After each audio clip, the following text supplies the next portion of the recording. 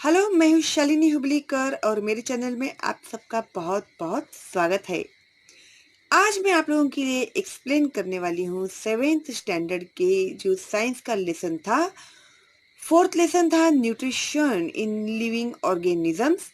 तो ये लेसन मैंने आप लोगों को एक्सप्लेन किया हुआ है और आप लोगों को समझ में भी आ गया है। और आज मैं आप लोग को देने वाली हूँ इसके क्वेश्चंस एंड आंसर्स।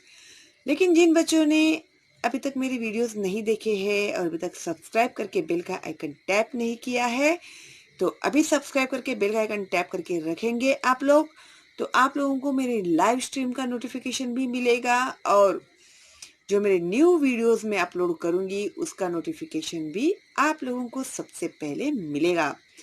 तो फटाफट सब्सक्राइब करके बेल का आइकन टैप कीजिए और लाइक कीजिए मेरी वीडियोस को और फॉरवर्ड कीजिए अपने दोस्तों को और रिलेटिव्स को, ताकि उनका भी फायदा हो। ठीक है, आप लोगों को तो पता है ना, मैं आप लोग को सिखाती हूँ इतनी डिटेल में। तो मेरा एम क्या है आप लोगों को सिखाने का।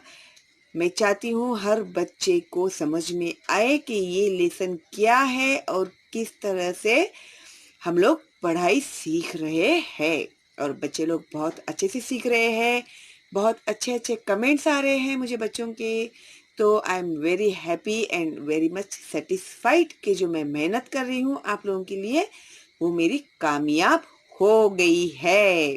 ओके, तो फटाफट लाइक करके फॉरवर्ड करना मेरे वीडियोस को।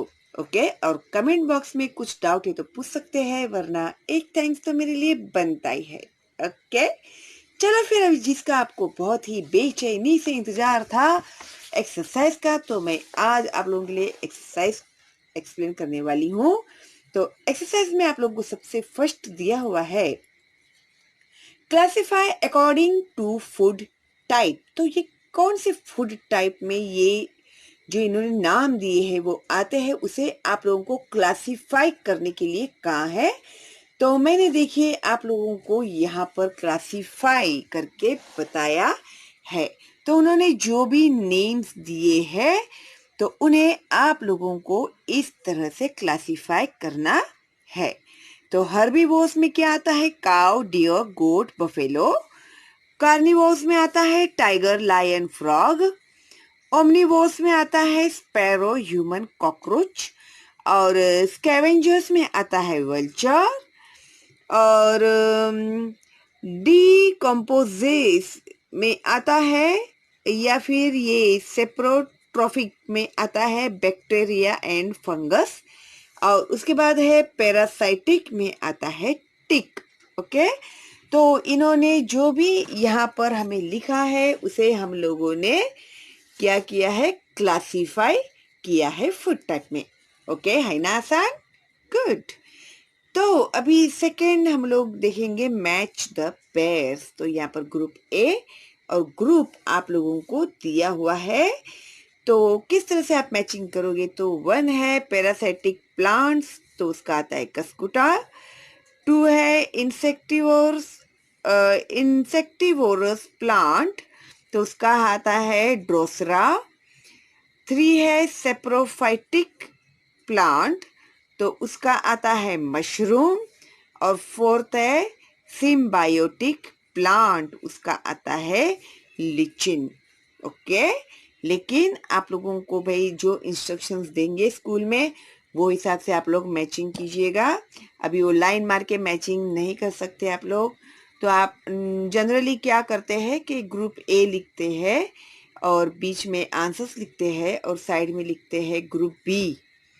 ठीक है, तो ग्रुप ए और ग्रुप बी में का जो करेक्ट आंसर है वो आप लोग को सेंटर में लिखना होता है। जनरली ऐसे होता है, लेकिन अभी आपके स्कूल में क्या रूल्स है वो हिसाब से आप लोग कंफर्म कीजिएगा, फिर लिखिए। Okay, 3 answer the following question in your own words. तो यहाँ पर कुछ क्वेश्चंस दिए हैं उन्होंने, इसके जवाब आप लोगों को आपके वर्ड्स में लिखने हैं। तो देखते हुए क्या है इनके सवाल।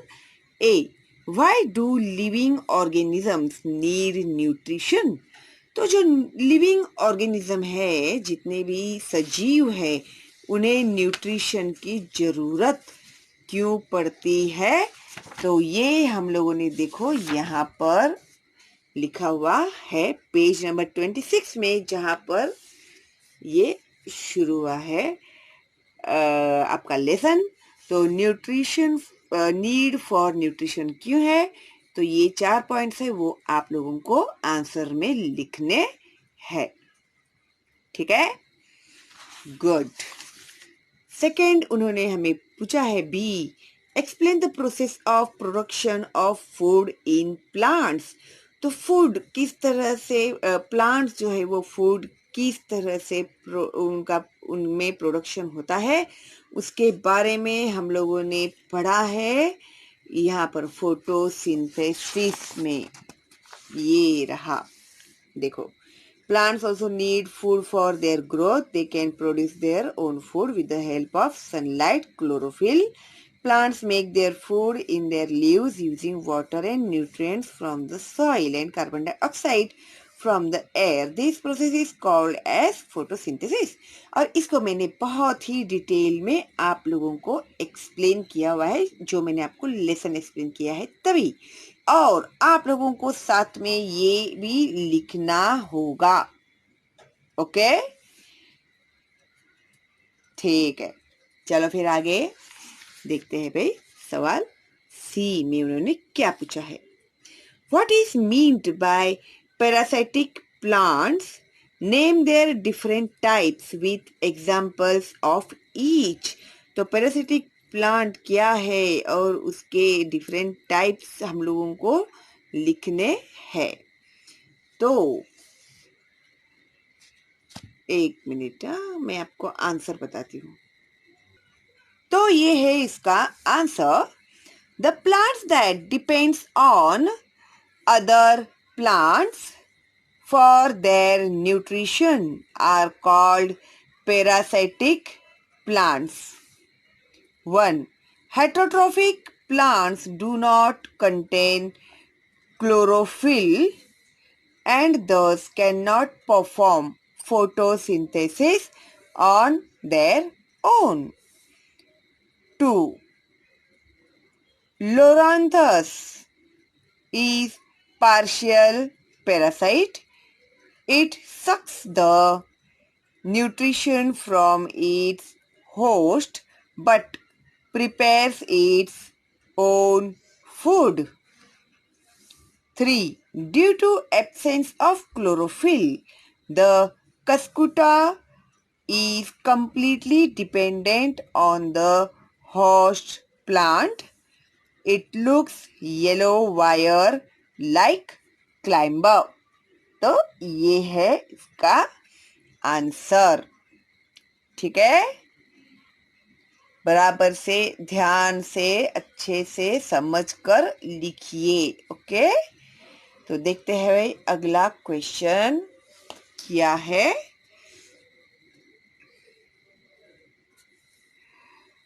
D, explain the various steps of nutrition in animals.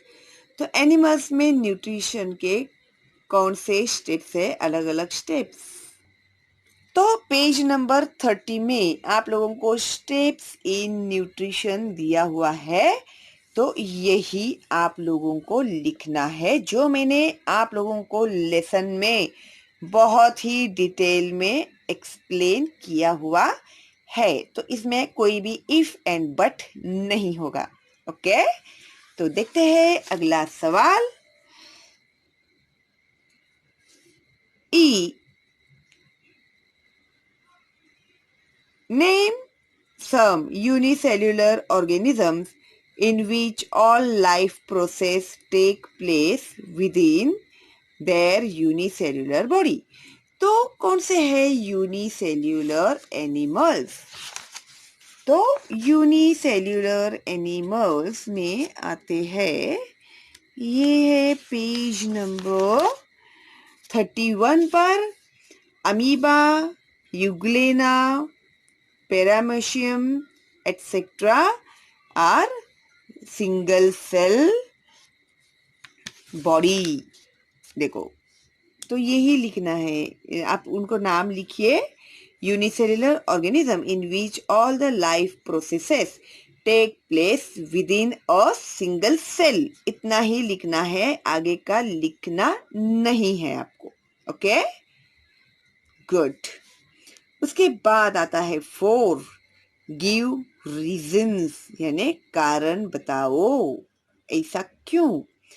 A insectivorous plants are attractively colored।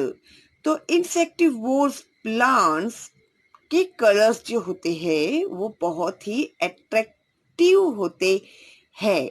तो वो क्यों होते हैं, तो इसका जवाब है insectivorous plants feed on insects to obtain nutrients। Point by point लिख के बताया मैंने आप लोगों को यहाँ पर। 2, they need to capture insects in order to attract these insects towards the plant, they are attractively coloured. तो ये मैंने आप लोग को लेसन में एक्सप्लेन किया हुआ है, तो मैं घड़ी घड़ी एक्सप्लेन नहीं करने वाली हूँ, ठीक है। तो वैसे भी मेरे स्टूडेंट्स बहुत होशियार है और बहुत ही स्मार्ट है, स्मार्ट टीचर के स्मार्ट स्टूडेंट्स, है ना। गुड। बी, नहीं, ये तो पहले सवाल देखते हैं भाई क्या है। B, butterflies have a long tube like proboscis. तो आंसर लिखने के पहले आप लोग पहले ये लिखोगे, butterflies have a long tube like proboscis because insects have mouth parts for ingestion of food. It feeds on nectar and pollen from the flowers. It thus has a tube like proboscis to suck this food from flowers. Okay, तो flowers में से food सक करने के लिए उनका जो tube के जैसा वो प्रोबोस्किस होता है, ठीक है। नेक्स्ट, या 5 में आप लोगों को कहा है, prepare and complete the flow chart according to type of nutrition. Okay, तो मैंने ना यहाँ पर आप लोगों को वो जो चार्ट है बनाकर बताया है, इसमें न्यूट्रिशन दिया है प्लांट्स एंड एनिमल्स, ठीक है। तो ये यहाँ पर है चार्ट। ओके, जब आप लिखोगे तो आप लोगों को यही सिस्टम से लिखना है, लेकिन मुझे यहाँ पर जगह कम पड़ा है, इसके लिए जो एनिमल्स का है मैंने यहाँ पर लिखा है। ओके, लेकिन आप लिखते समय इसी तरह से लिखना। तो न्यूट्रिशन का मैंने लिखा है प्लांट्स एंड एनिमल्स।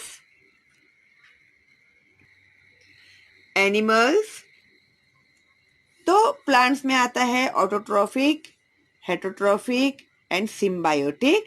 तो हेटरोट्रॉफिक में 2 पार्ट्स है, इंसेक्टिवोर्स एंड इंसेक्टिवोरस एंड सेप्रोफाइटिक, ये 2 इसमें हेटरोट्रॉफिक के 2 पार्ट्स होते हैं। और एनिमल्स का मैंने यहाँ पर आपका नीचे चार्ट बनाया है, होलोजोइक, सेप्रोजोइक एंड पैरासाइटिक, या पैरासिटिक है या पैरासाइटिक है, जो भी है। तो ये पैरासाइटिक के 2 पार्ट्स होते हैं, एक्टोपैरासाइटिक एंड एंडोपैरासाइटिक, जो मैंने आप लोगों को एक्सप्लेन किया हुआ है लेसन में। ओके, तो इस तरह से ये चार्ट आप लोग लिखिएगा, ओके, अच्छे से। और जगह आपको कम पड़ती रहेगी तो आप लोग क्या कर सकते हैं, इस तरह से 2 पेज लेकर भी चार्ट बना सकते हैं, ठीक है, या फिर ऐसे आड़ा भी बना सकते हैं। 6, थिंक एंड आंसर, सोचिए और जवाब दीजिए। ए, We prepare a variety of foodstuffs and dishes at home. हम लोग अलग अलग तरह के varieties of foodstuffs यानी खाना बनाते हैं. Are we then autotrophic organism? क्या हम लोग autotrophic organisms है क्या? तो मैंने मेरे हिसाब से आंसर लिखा है. ठीक है, अगर आपको कुछ और अच्छा आंसर आता रहेगा तो आप लोग लिखना. ओके, तो इसका आंसर मैंने लिखा है no, we are not autotrophs. We prepare variety of foodstuffs by using grains, vegetables. Pulses are given to us by plants. We may also prepare food from flesh and eggs of other animals. We cannot perform photosynthesis wherein we can actually synthesize the food matter. Hence, we are not autotrophs, we are heterotrophs. Okay? Next, B. Which organisms are greater in number, autotrophs or heterotrophs, and why? कौन से organisms number ज्यादा है, autotrophs से या heterotrophs है? अगर कम ज्यादा है तो क्यों है? ओके, तो इसका आंसर मैंने यहाँ पर लिखा है autotrophs are greater in number. Herbivores are dependent upon autotrophs. If autotrophs decrease in numbers, the heterotrophs too will starve and die. To balance the food chain, the autotrophs are always more than the heterotrophs. अभी इतना heterotrophs में पीछे लिखूंगी तो problem हो जाएगा, इसके लिए मैंने आप लोगों को ऐसे लिखकर बताया है. लेकिन आप लोग एग्जाम्स में वगैरह ऐसे प्लीज मत लिखना. Okay, thank you. तो अगला सवाल है, ये मैंने आपको ऑलरेडी पूरा सिखाया हुआ है या सिर्फ मैं क्या आंसर आएगा वो मैं आपको बता रही हूँ, एक्सप्लेनेशन में नहीं कर रही हूँ आप लोगों को, क्योंकि अगर आपने नई लेसन देखा है तो प्लीज पहले लेसन देखिएगा, फिर उसके बाद क्वेश्चन एंड आंसर्स कीजिए आप लोग. ठीक है, शॉर्टकट फटाफट नहीं करना है हम लोगों को. ओके, क्योंकि अगर लेसन समझ में नहीं आएगा, सिर्फ क्वेश्चन एंड आंसर समझ के या बिना समझे लिखने से, खाली बुक्स भरने से आपको कुछ भी फायदा नहीं होने वाला है. ठीक है, तो प्लीज लेसन देखिए. एक बार नहीं समझ में आया तो 2-3 बार देखिए, आपके समझ में आ जाएगा. ठीक है, तो अभी हम लोग देखते हैं आगे का सवाल. The number of heterotrophs found in desert regions is smaller. However, they are found in greater numbers in sea. Why is this so? तो the number of heterotrophs found in desert region is smaller. heterotrophs जो है वो desert region में बहुत कम क्यों है? However, they are found in greater numbers in the sea. लेकिन वो सबसे ज्यादा हमें दिखाई देते हैं समंदर में, समंदर के किनारे पर. तो उस जगह में ऐसे ज्यादा क्यों दिखाई देते हैं?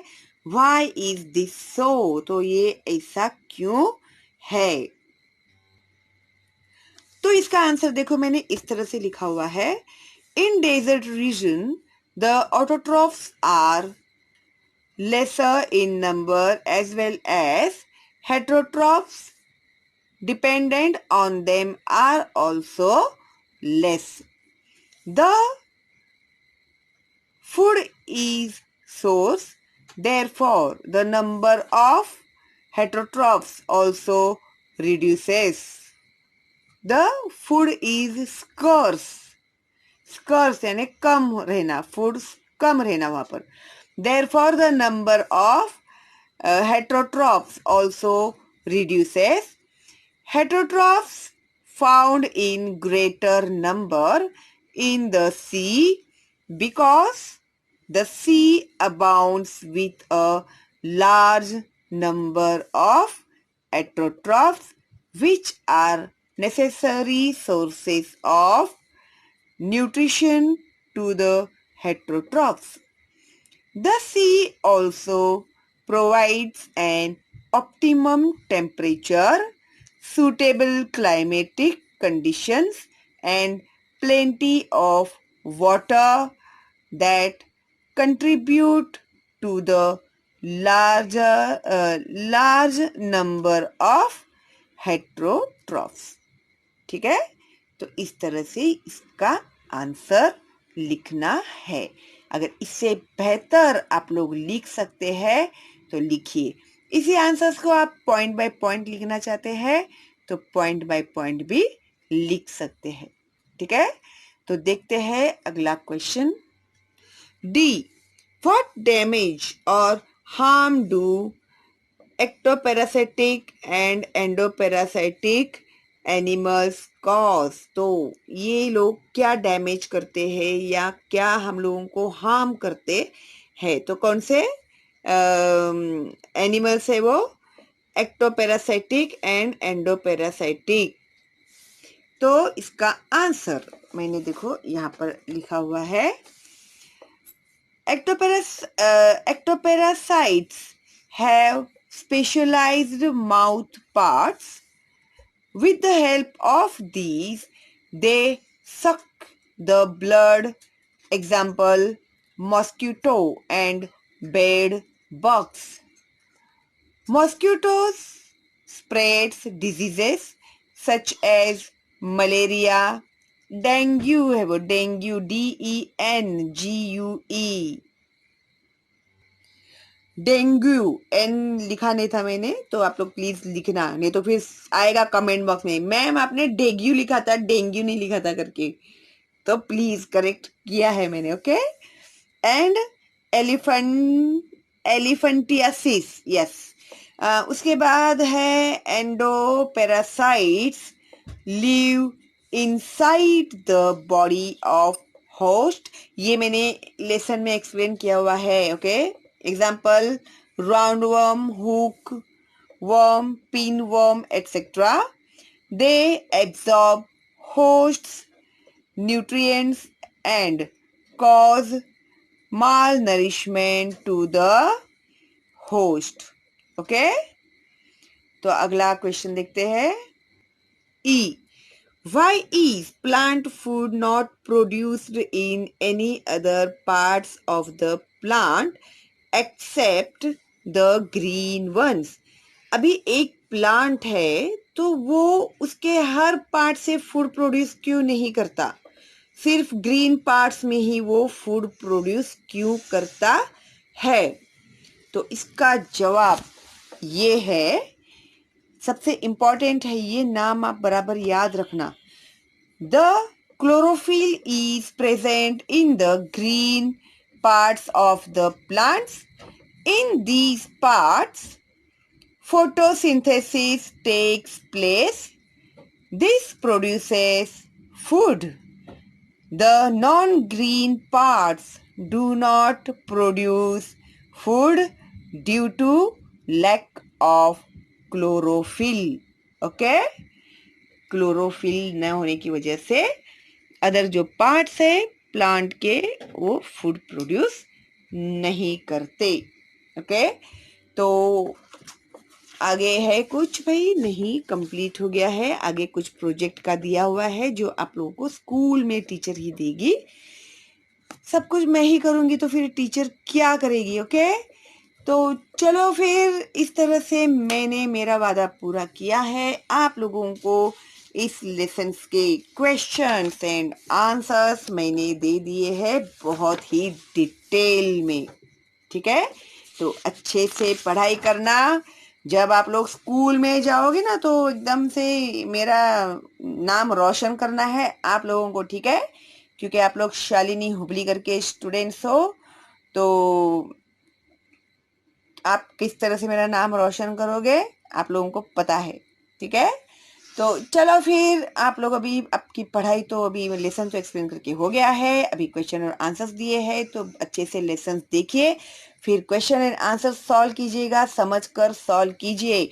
और ये जो डायग्राम्स दिए हैं ये भी आप लोग 5 टाइम प्लीज निकाल कर देखिएगा, क्योंकि बिना देखे आप क्यों 5 टाइम मैं बोलती हूँ, 1 टाइम देख के निकालो, 2 टाइम देख के निकालो, 3 टाइम थोड़ा देखो थोड़ा मत देखो, ठीक है।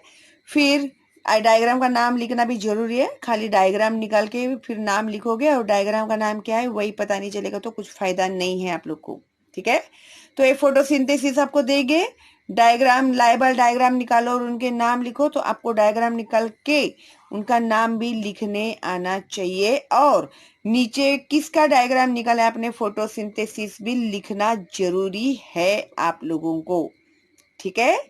तो एक एक डायग्राम है वो 5 टाइम, 2 टाइम देख के निकालना है, 3rd टाइम थोड़ा देखना है थोड़ा नहीं देखना है, 4th टाइम मैक्सिमम आप लोगों को बिना देखे ही करना है, फिर भी कुछ कुछ भूल जाएंगे तो देखना है, लेकिन 5th टाइम तक आप लोगों को बिना देखे अच्छे से डायग्राम निकालने आना ही चाहिए, ठीक है। तो इतनी तैयारी से आप लोग निकालिएगा डायग्राम 5 टाइम, ठीक है। हर डायग्राम का यही फॉर्मूला है, ये डायग्राम ये वाला भी डायग्राम मैंने आप लोग को बताया था जब मैंने आप लोगों को लेसन एक्सप्लेन किया था तभी, ठीक है। और जब मैं लेसन एक्सप्लेन करती हूँ आप लोगों को तो जो जो मैं इम्पोर्टेंट देती हूँ तो वो आप लोगों को करना ही है, क्योंकि वो 99.9% आता ही है एग्जाम में, ठीक है। चलो फिर all the best, stay home stay safe, bye bye.